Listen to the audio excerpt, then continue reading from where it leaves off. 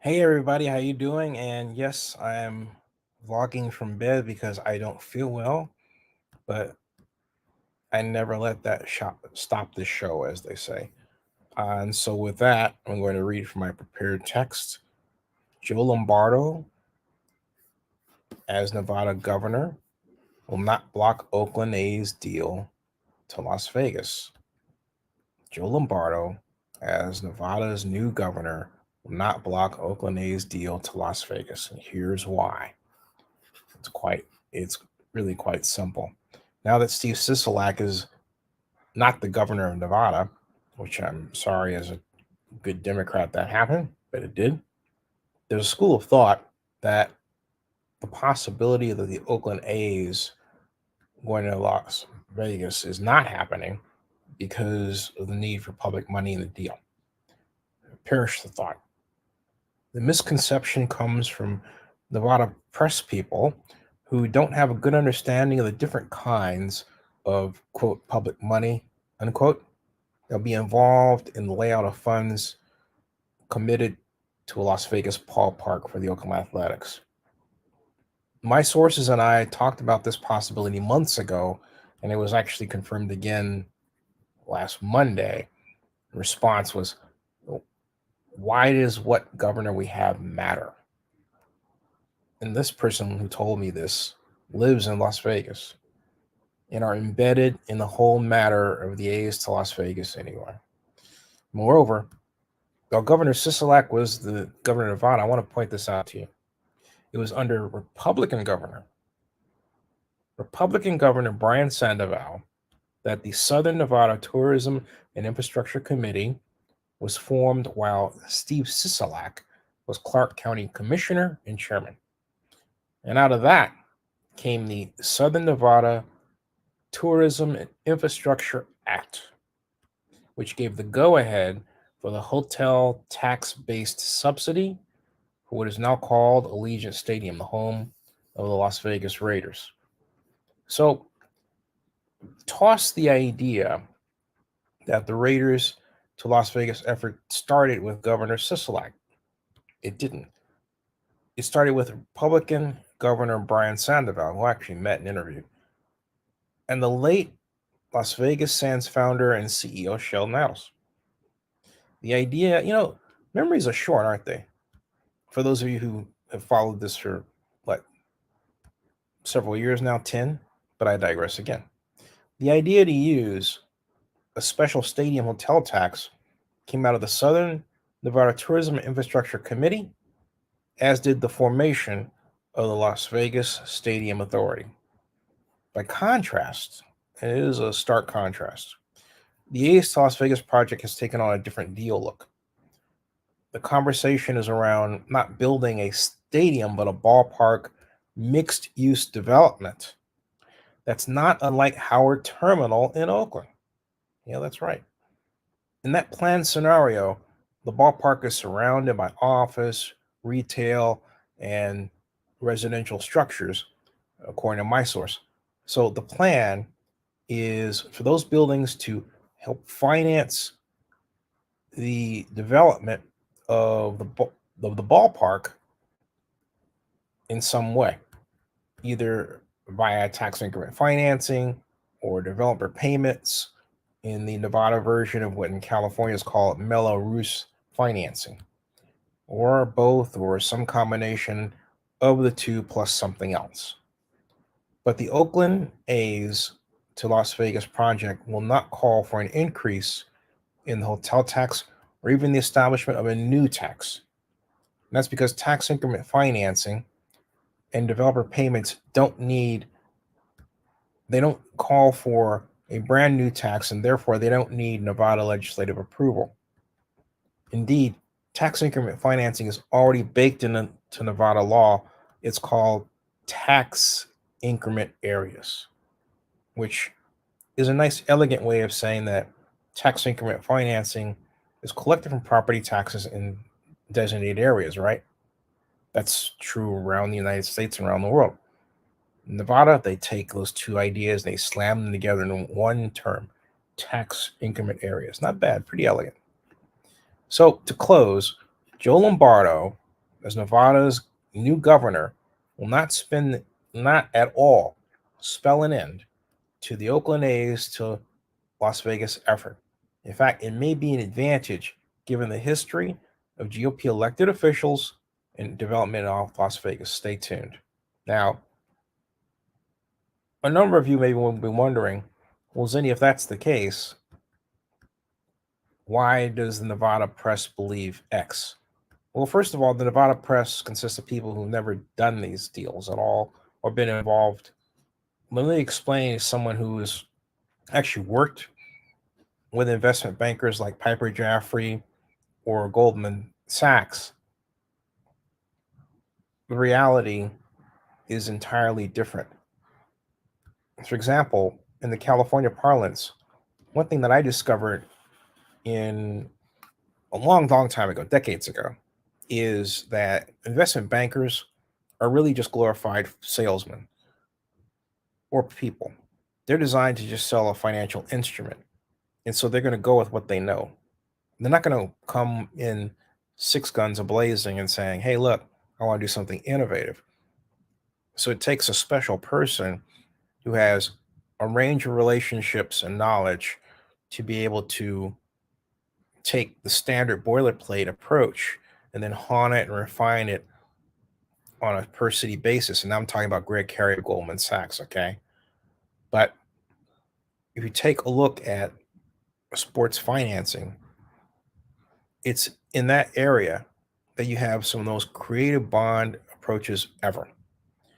And that's not something that Las Vegas press people pay attention to unless they happen to have not just covered investment banking activity, but having had the interest of sitting in on a deal or being involved in one directly.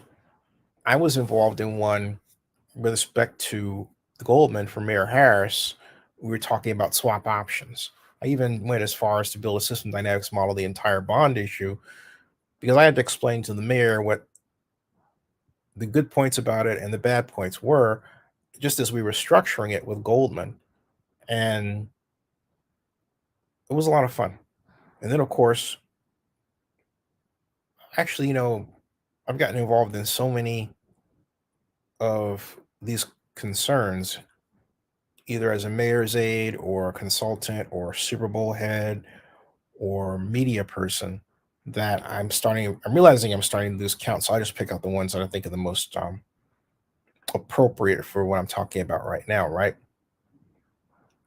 Like, for example, well, let's take the whole matter of Mark Davis asking me to come up with a stadium plan for the Raiders, right? Well, that calls for a different approach yet again. Because my idea was to use hotels. And Mr. Davis said, I need $400 million. Well, the city didn't want to cough up $400 million. So I figured out a way to get that $400 million from the net operating income over a 45-year period from the hotel wings that I planned. I needed 1,000 rooms. Why did I come to that? Actually, 1,100. Why did I come to that? I was doing the math of the deal. Okay.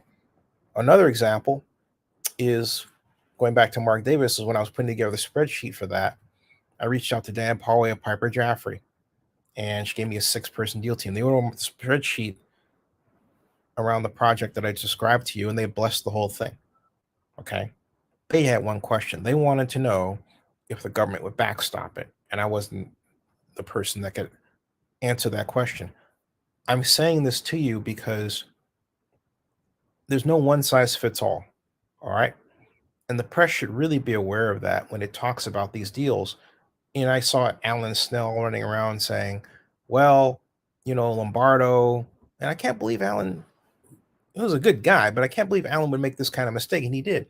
He says, well, Lombardo wasn't involved in this, but it was Steve Sisolak who was involved in the Raiders deal. And, Mark Davis, and this is where the gossip gets poured in. Mark Davis didn't want to help the A's and yada, yada, yada. You know what? Mark is in Las Vegas. He's building a $14 million home. He's living his best life. He's helping his mom out. I think the last thing Mark is thinking about is how he can stop the Athletics in Las Vegas, to be honest with you. In fact, he may very well want to help them to see what kind of favors or concessions he can get for whatever it is that he wants to do or get involved in. You never know. Lives change, people change. And Las Vegas was the Las Vegas Raiders owner was at a fundraiser last night dressed in a tux. Mark looks spiffy, you know?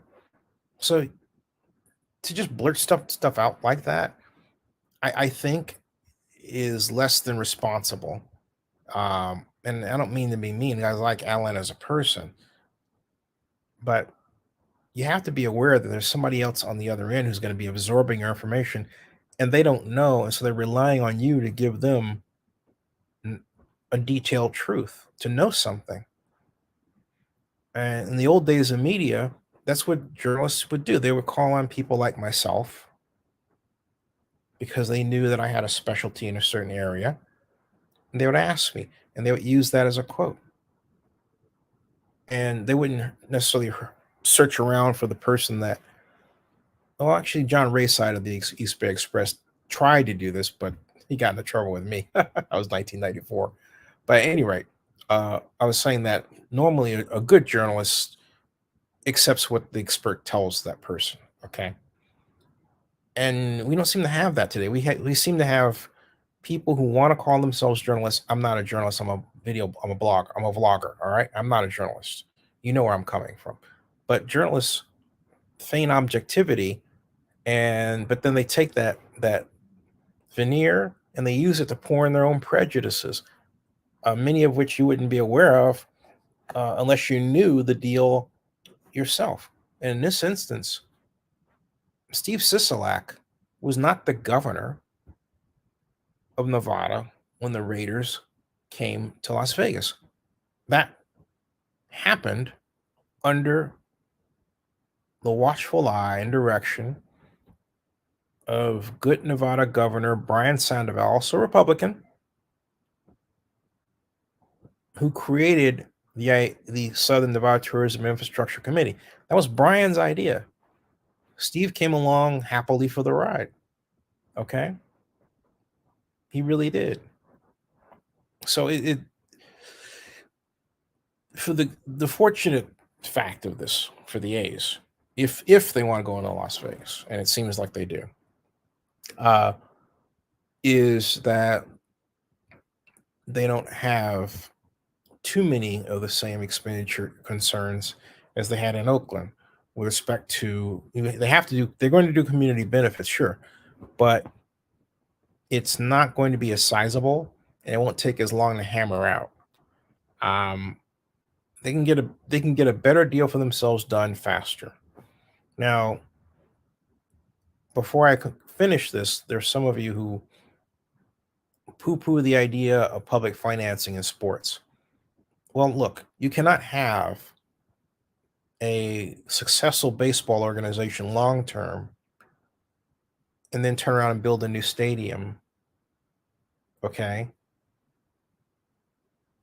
without public money unless you have enough money to burn. Here's why. When you build a spreadsheet, an active spreadsheet for a stadium, and you look at the cost to build it and how you're going to pay for those costs, okay? If you're looking at revenue, most people don't have a secondary and tertiary ad infinitum source of revenue to pull from to be able to build that stadium. So you say, okay, where do I look around? Where am I going to get my money? Well, it has to be from the team itself. And that is where you run into trouble, because unless you're making a crap load of money, you've had great years, you've won championships, more than once, the money you use to finance your stadium is money that you could use for player development. All right. And so you're going to have to toss a few high dollar players if you have them. And you're going to have to eat bread and crumbs for a few years until the new stadium is finished and you can enjoy the higher revenue take that new stadiums are designed to offer over their predecessors. Otherwise, why build one, right? Well, okay, there's maintenance in that consideration, but you get the idea. And so that's where public money comes in. That's why Mark needed 400 million. He didn't have that. Part of me thought he was trying to get it by selling a stake of the Raiders. Remember that? That didn't pan out. But I don't think Mark wanted it to come from that. He wanted it to come from a public organization as a way of showing that it was interested in the construction of the stadium as much as he was, and was invested, literally invested in it. Okay. But having public money involved in the stadium construction allows for the sports organization to put a better product on the field. It allows it to weather economic storms that will certainly come when recessions hit and other unforeseen circumstances like the pandemic. Okay. And so it's not, even though I painted it as, in the Mark Davis parlance, desire to see a partnership. Of course it is in every city. But that's not the primary reason. The primary reason is to have money that then doesn't have to come out of the hide of the sports organization. So the sports organization can concentrate on playing its players what they're worth, so not losing high performing players, and developing a better farm system in the baseball parlance. And this is one thing that I discovered I'm describing to you, because this is what came out of building the Oakland Baseball Sim World, and around it, my first startup company, Sports Business Simulations. So good that even the Athletics try to steal my game. True story. All you have to do is ask Evan Oransky, who was at the time an attorney for Major League Baseball. Another story. So there it is, folks. Joe Lombardo is not going to block the Athletics going anywhere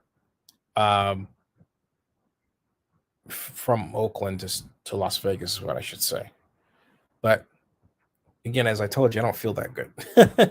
So I'm going to go back and get some rest, live long and prosper, and subscribe to Zenny62 and bookmark OaklandNewsNowBlog.com. That ends this broadcast.